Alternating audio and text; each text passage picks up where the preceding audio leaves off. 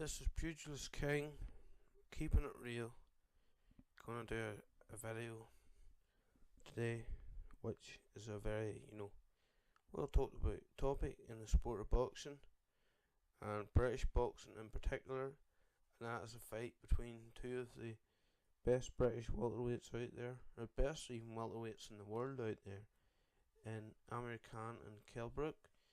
Now, these two have been going back and forth at each other about a fight, and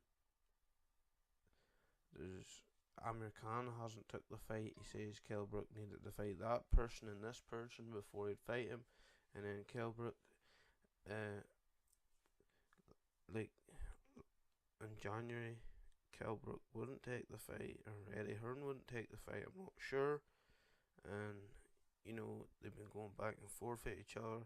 Khan's been throwing digs at Brook, Brook's been throwing digs at Khan, and this has been going on as years, I believe anyway. And what's this all got to do with? Well, why I bring this up? It's a big fight. And I don't care who Brook's fought. It needs to happen. I don't care.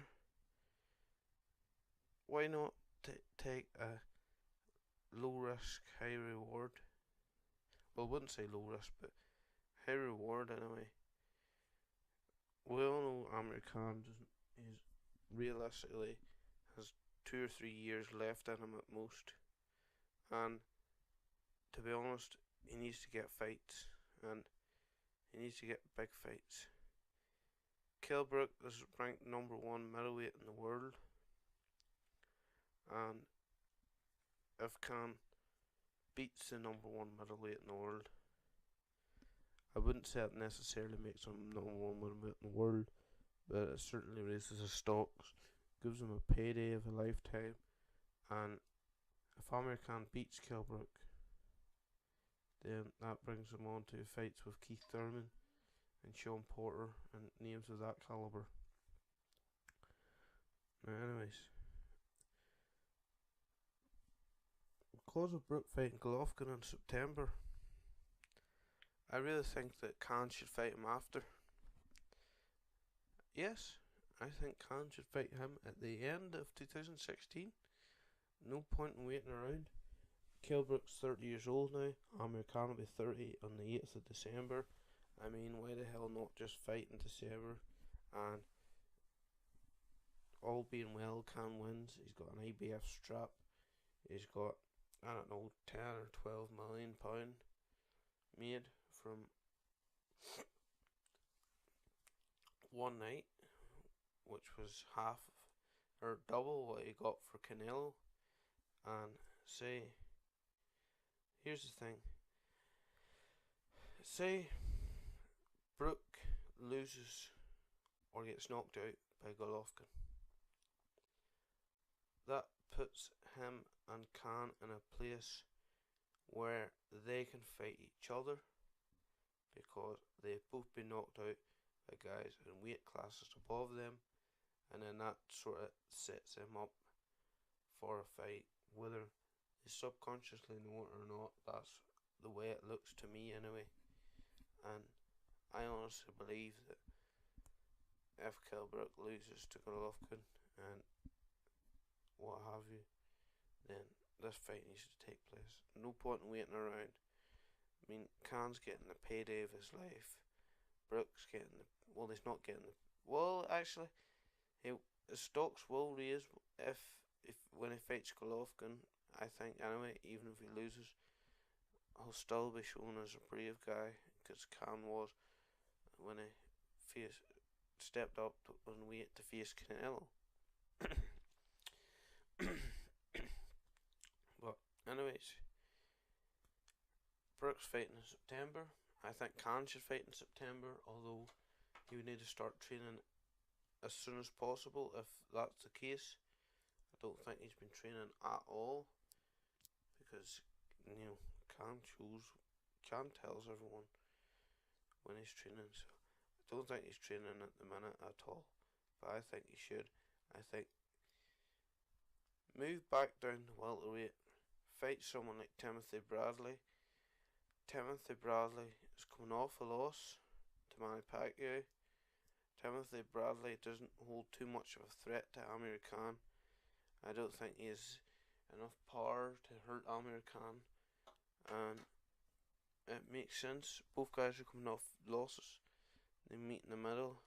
I know that Amir Khan's wanted to fight Timothy Bradley.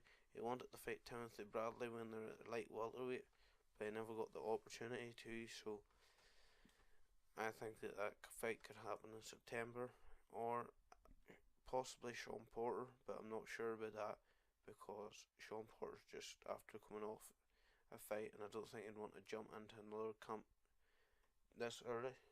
And I think Sean Porter, as far as I see it, Sean Porter's eyeing up a rematch with Keith Thurman as soon as it can be made. And I don't know, like, Amir Khan needs a fight with one of them guys. Keith Thurman, I don't think would be a good fight for Khan. It's too much of a threat, and yes, I know that it's possibly worth the threat, but I think that Keith Thurman should fight Danny Garcia. But with that being said, I know, and you've heard it here first, Garcia's fighting Berto next. Sorry to spoil it for you. I know nothing's been announced yet, but that's who he's fighting next, because both guys are hard at it in training. But anyway, I'll talk about that in another video, possibly. But Garcia won't happen this year. I don't see it happening this year. I'm not sure when Garcia has to face his mandatory, but Garcia Thurman I think should happen, even though it's probably going to be Berto by the looks of things. And Brook Thurman obviously can't happen. Rematch will have to happen later this year or early next year, I'm not sure. So I'm not sure. Khan, but Peterson won't face Khan.